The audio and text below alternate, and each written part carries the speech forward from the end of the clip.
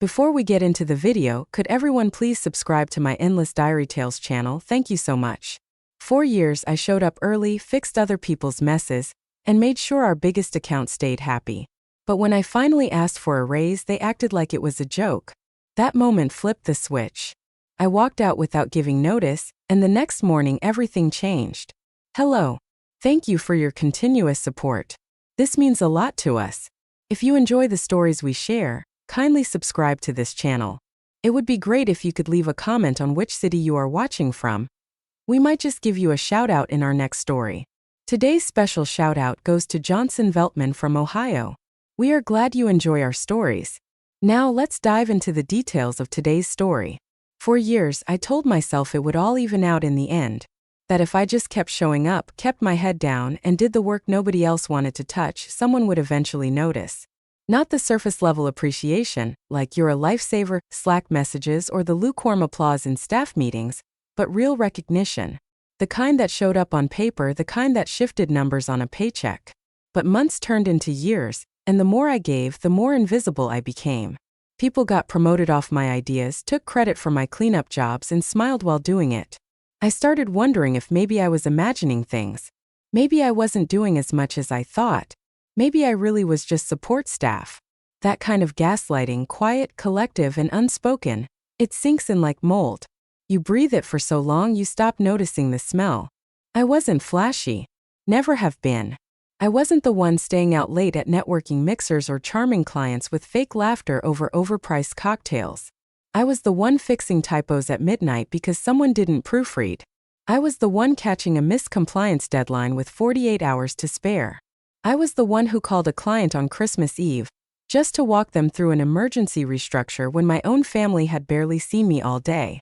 That's who I was, the reliable one, the helper. I didn't mind at first. I thought being indispensable meant being safe. That if I made myself useful enough, I couldn't be ignored. I didn't want fame, I wanted fairness. But in that office, usefulness was just a leash. The more you did, the tighter they pulled. There were signs, of course. Times I should have said something. Times I almost did. Like when I found out the junior analyst I trained was making $6,000 more than me, even though she worked 30% fewer hours and still had to be reminded to mute herself on client calls. Or when I stayed up until 3 a.m. fixing a slide deck for a meeting I wasn't invited to. Or when I overheard David, my own manager, telling a visiting partner that the team had salvaged the hilarious account after a near walkout. I was the team. There wasn't anyone else. But I just smiled. Told myself it was politics. Told myself it wasn't personal. Told myself I was being dramatic. Low-burn betrayal. You learn to breathe smoke before you realize you're choking. The tipping point wasn't dramatic. It wasn't even planned. It started with a spreadsheet. The monthly revenue tracker sent out like clockwork, color-coded in that smug, performative way HR loved. Revenue was up. This account had exceeded Q1 projections. Bonuses had been issued, and my name again wasn't on the list. Not even a line item, not even a footnote. I stared at that screen for 10 minutes before I moved.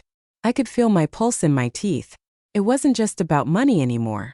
It was about what that omission said: you don't matter. Not enough to compensate. Not enough to reward. Not enough to name. I scheduled the meeting that afternoon. Just 15 minutes with David and Kelsey, the VP of Ops. Nothing major. I didn't rehearse some grand speech. I wasn't looking to cause trouble. I just wanted a conversation. I wore the blazer I saved for important moments. Charcoal gray, structured shoulders, a reminder to myself that I was serious. I came with numbers, documented results, a list of expanded responsibilities. I spoke calmly, clearly. No emotion, no accusation. Given the scope of work I've been managing, especially over the past year, I'd like to revisit my compensation. David looked at Kelsey. Kelsey looked at David. Then she smiled, not kindly. It was the kind of smile people wear when they've already made up their minds. Then she said it, the sentence that would split something open inside me forever. Let's be realistic. She laughed a little when she said it, like I just asked for a corner office or demanded a company car. David didn't even try to hide the smirk. They didn't offer feedback. They didn't ask for time to think. They didn't even pretend to consider it. Just a dismissal wrapped in politeness and the unspoken message behind it. You should be grateful we even listened. I felt it hit me like a slap, but not one that made you cry. The kind that makes you go still, makes your skin go cold. I think that's when I stopped breathing. Not literally, but something in me shut down. Something deep and old. The part that believed in fairness, the part that thought loyalty meant something. I stood up without another word. I think they expected me to protest, maybe try to renegotiate, maybe cry. I didn't. I straightened my blazer, pushed in the chair and said, "Thanks for your time." Then I walked out. Not just out of the meeting, out of the building, out of the job. No notice, no plan, just a decision. Sharp, sudden, irreversible. My phone buzzed in my pocket before I even hit the street. I didn't look. I didn't stop. I walked 2 blocks without knowing where I was going. Somewhere behind me I imagined Slack threads lighting up, inboxes pinging, people whispering. Did she really just walk out? Is she okay? What happened? They could speculate all they wanted. They could write me off as emotional, unstable, difficult, but they would never say what really happened. They would never admit the truth. They laughed. They would never admit they broke something that day. Because if they did, they'd have to admit I mattered. And they never thought I did until I was gone. I didn't pack a single thing. Not the backup hard drive I kept tucked behind my monitor. Not the framed photo from that retreat in Santa Barbara where I'd stayed sober to drive everyone home. Not even the mug I'd bought during my first month. Matte black, simple, with a chipped handle I'd grown fond of. I just walked. I didn't wait for the elevator. I took the stairs. Every step felt like shedding a layer of skin. My ID badge bounced uselessly against my hip, still clipped to my waistband. That felt symbolic, like I was carrying their access even as I left it behind.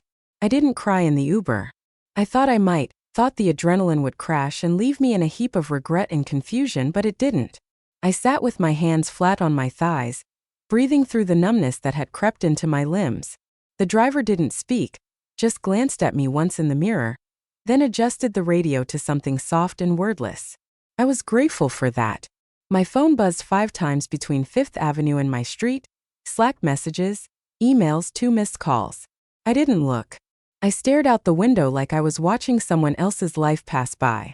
When I got inside, I kicked off my shoes and just stood there in the middle of the living room, coat still on. The silence felt like judgment at first, like the walls were asking what the hell I had just done. But slowly it started to shift. It began to feel like peace, like something sacred. I walked into the kitchen, poured a glass of water, and sat at the table like I was waiting for an answer to arrive. But there wasn't one, just me and the echo of her voice. Let's be realistic. Looping in my mind like an old voicemail I couldn't delete. It was around 8 that evening when the fear started to flicker. Not full-blown panic, not yet. Just the subtle ache of uncertainty. The questions rolled in like a slow tide. What if they blacklisted me? What if I couldn't get another job? What if I had overestimated my value? What if I had just made the dumbest, most impulsive decision of my life? I gripped the edge of the table and tried to breathe through it, but it was like trying to meditate while standing in traffic. My thoughts wouldn't quiet. They just circled and snapped like dogs off leash. Then I thought of Elena Daniels. I opened my phone and found her number without thinking. She was the one person I trusted outside those walls. She was the reason the account stayed, the reason I stayed. We'd built that relationship over late-night deck rewrites and phone calls during crises no one else wanted to touch. I'd never asked her for anything beyond scheduling, never made it personal. But now, for the first time in years, I needed someone to see me as more than a resource. I needed someone to tell me I wasn't crazy for leaving a place that expected me to stay. I stared at her contact photo for a full minute before I hit call. My hands were trembling. I felt 12 years old again. Dialing the landline after my parents' worst fights. Needing someone to tell me the world was still turning. She picked up on the second ring. Her voice was warm, casual, and completely unprepared for what was coming. "Hey stranger," she said. "Everything okay?" "No, Iraplia. I quit today." There was a pause. Not the kind you fill with politeness. The kind that signals understanding before it's even spoken. "You quit," she said slowly, like she was replaying my sentence in her head, searching for a missing word. "Did something happen?" I laughed, one sharp exhale. Years of small things finally stacked high enough to crush me. She didn't say anything for a moment, and I appreciated that. Some people rush to comfort too quickly. Elena let the silence stretch long enough to show respect. Then finally she said what I didn't know I needed to hear. I'm not surprised. I've been waiting for you to walk. I blinked hard. What? You've been holding that place together with duct tape and spit. I don't know how you lasted as long as you did. Honestly, I was starting to worry it would eat you alive.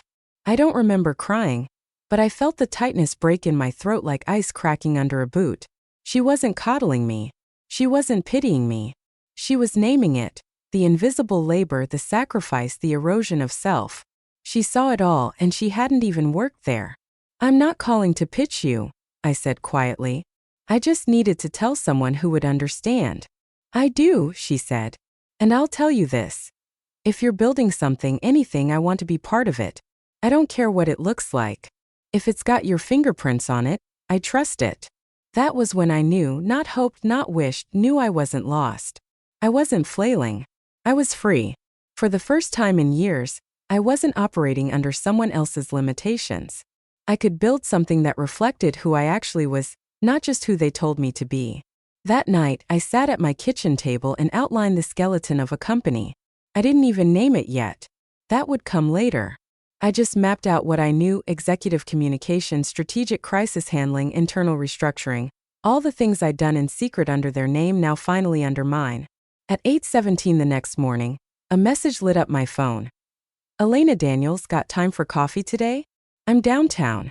Bring whatever you've got. I'm ready when you are. I read it twice. Then I read it again. I wrote back. Come to me 9 a.m. kitchen table. I brushed my hair, changed into a soft navy sweater, and made coffee with my hands still slightly shaking. But it wasn't fear anymore. It was momentum. It was that dangerous, glorious moment when a woman stops apologizing and starts designing her own life. And in that moment I realized something vital. They thought I needed them. But it turns out I was the gravity they mistook for scenery. Elena showed up at 8:56 sharp, holding a cardboard tray with 2 lattes and that tight calculating glint in her eyes that only came out when she smelled opportunity, not desperation. Opportunity. She didn't hug me, didn't ask how I was feeling. She just slid the coffee toward me across the table and said, Tell me what you've got. That was the moment I knew she was serious. This wasn't a courtesy call. She wasn't here out of pity. She had aligned herself with something she trusted, and that something was me. I hadn't even named the company yet, but in her mind it already existed. I walked her through the draft I pulled together. Service tiers, industry focus, value differentiation. I didn't pitch it with any flair, just facts, quiet confidence, the way I'd always spoken in meetings until someone louder than me got credit. Elena listened, nodding slowly, her eyes never leaving mine. She asked questions, smart ones, the kind that revealed gaps I hadn't considered yet. But there was no skepticism in her tone, just engagement. I could tell she was already imagining how to sell it to her own board. That was the difference between her and them. They waited for permission to see value. She just saw it. They're going to try to spin this, she said eventually, leaning back in the chair I usually reserved for guests I liked. You know that, right? They already have, I replied. My inbox was full before I even got home. She tilted her head. Any threats?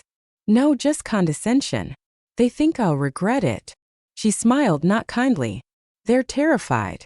I hadn't thought of it that way. I'd been so focused on my own fear, the late-night spirals, the budget spreadsheets, the haunting question of whether I'd burned a bridge I couldn't rebuild, that I hadn't stopped to consider how it looked from the other side. The quiet one walks out, and suddenly the foundation shifts. They weren't afraid of losing me. They were afraid of realizing how much they'd already lost and how blind they'd been to it. Later that day, I turned my phone back on and let myself scroll through the messages. Kelsey's tone had evolved from dismissive to diplomatic. We were caught off guard. Can we chat? David had written, no hard feelings. Let's connect soon. I'd love to give you a strong referral. A few others from the team I trained sent vague, nervous texts. Nobody asked why I left. They already knew. They just didn't want it on record. By Thursday, I had 3 meetings booked with potential vendors and 2 intro calls with other small businesses who had heard somehow that I was starting something. Word traveled fast in our industry. I didn't even have a website yet, just a concept and a one-pager with no branding. But people were reaching out not because of marketing but because they remembered how I made them feel when things went wrong, calm, capable human. The old company had never grasped that. They saw deliverables and hours built. They didn't understand that trust was the real currency. At hit hardest, it wasn't the silence from leadership. It was the silence from the people I'd helped most. The ones I'd stayed late for, covered shifts for, coached through breakdowns. I'd spent years believing we were some kind of family, dysfunctional but bonded. But when I walked, they stayed quiet. Not even a good luck. That was the moment I finally understood what I had been to them. Convenient, useful, a buffer. Not a peer, not a friend, and definitely not someone worth sticking their necks out for. I started unpacking the memories with a new kind of clarity, like how David used to forward his entire inbox to me every Friday and say, "Filter out what matters." Or the time Kelsey made me rewrite an entire presentation at midnight because she didn't like the font. The way they'd schedule client calls during my PTO. And then act surprised when I logged in. Anyway, I thought I was earning loyalty. What I was really doing was teaching them how little they had to offer in return. On Sunday night, I got the text I'd been waiting for. The one that pushed everything over the edge. It was from one of the project leads on the account, someone I'd worked closely with for over 2 years. She asked, "Hey, are you still with us?" I heard something weird. I told her the truth. "No, I left last week." She replied, "Shit, they told us you were on leave. Said you'd be back soon." I stared at the screen for a long time before answering. That wasn't a miscommunication. That was a cover-up. They were trying to buy time. Elena called me less than 10 minutes later. "I just got off a call," she said. "They're scrambling." No replacement, no continuity. "They tried to pass one of your juniors into the meeting. It tanked. We've decided we're pulling the account." My stomach dropped, not from fear but from something closer to awe. She was doing it. Not threatening. Doing a multi-million-dollar client gone. Because the person who held the trust wasn't the company. It was me. "I want your proposal on my desk tomorrow," she said. "And I want your name on the contract." I nodded even though she couldn't see me. "You'll have it by noon." After we hung up, I sat at the table again, the same place I'd broken apart in. And this time I didn't feel wrecked. I felt reborn. I wasn't climbing their ladder anymore. I was building my own floor. And as I watched the sun shift through the window, I let myself feel it. The power, the grief, the liberation. They never saw me. But now they couldn't look away. The knock came on a Thursday mid-morning, just after I'd finished sending over the final version of the proposal to Elena's team. I wasn't expecting anyone. At first, I thought it might have been a delivery, another office supply shipment, or maybe that chair I'd finally splurged on. But when I opened the door, it wasn't a package. It was him, David, my old manager, wearing a corporate branded jacket, holding his phone in one hand like it was a shield. He gave me a tight smile, the kind that doesn't touch the eyes. "Mind if we talk?" I stepped back but didn't say anything. He took it as permission, walking into my living room like he still had authority over the space. He looked around, skimming the stacked binders, the open laptop, the whiteboard pinned with color-coded sticky notes. He wasn't used to seeing me in control. I watched him absorb it. How I'd built something quickly, confidently, without begging for approval. He sat on the edge of the armchair like a man who knew he'd already lost but hadn't figured out how to admit it yet. "I'm going to be straight with you," he said. "We're a little surprised by how things have escalated." I raised an eyebrow. "Escalated? You leaving the client fallout? There's a lot happening fast and it's impacting people." "Good," I said, not smiling. "It should." He paused as if recalibrating. "Look, I get it. You were frustrated. You wanted a raise. We should have handled that differently. But this reaction, it's short-sighted. You're burning bridges." I leaned against the wall, arms folded. "No, David, I'm building something. There's a difference." He gave that laugh I'd heard too many times in meetings. Forced, performative, the kind that filled silences when he didn't understand what was happening. "You don't have the infrastructure for this. You think one loyal client makes you a business?" "No," I said calmly. "But it's a start, one you'll never have again." The words hit the air like a slap, and I didn't soften them. I didn't owe him comfort. I thought about all the years I'd swallowed frustration just to keep the peace. The meetings I sat through while he took credit for my work. The promotions he dangled like carrots I was never meant to reach. The one time I tried to advocate for myself, And he responded with a smirk. That smirk wasn't there now, just sweat gathering at his temples. They're talking legal, he said after a moment. You know that, right? You didn't give notice. You left in the middle of a meeting, and now we've got a former employee walking off with our client. You don't own trust, David. You don't own people. You think a non-compete keeps relationships locked in a cage? You think they stuck around because of your brand? They stayed because I made them feel safe and you treated that like free labor. His mouth opened and closed. No rebuttal, just the smallest flinch. I took a step forward, not aggressive, just deliberate. You laughed in my face. You all did. When I asked for a raise, you made a joke of me. Now you're here trying to guilt me into walking backward into a cage you built out of fear and entitlement. I'm not doing that. I'm not here to guilt you, he said quickly. I'm here to talk. That's it. Then let's talk, I said. Let's talk about how many times I cleaned up messes you made. Let's talk about the presentations I rewrote at 2 a.m. Let's talk about how you sent me into meetings unprepared just so I'd fumble and you could step in. Let's talk about how you built your entire career on the backs of people like me and never looked down long enough to see the cost. He sat there frozen, for once silent. I stopped asking. I continued. That's what you never noticed. When someone like me stops asking for help, for credit, for fairness, it's not because they've accepted their place. It's because they're leaving it behind.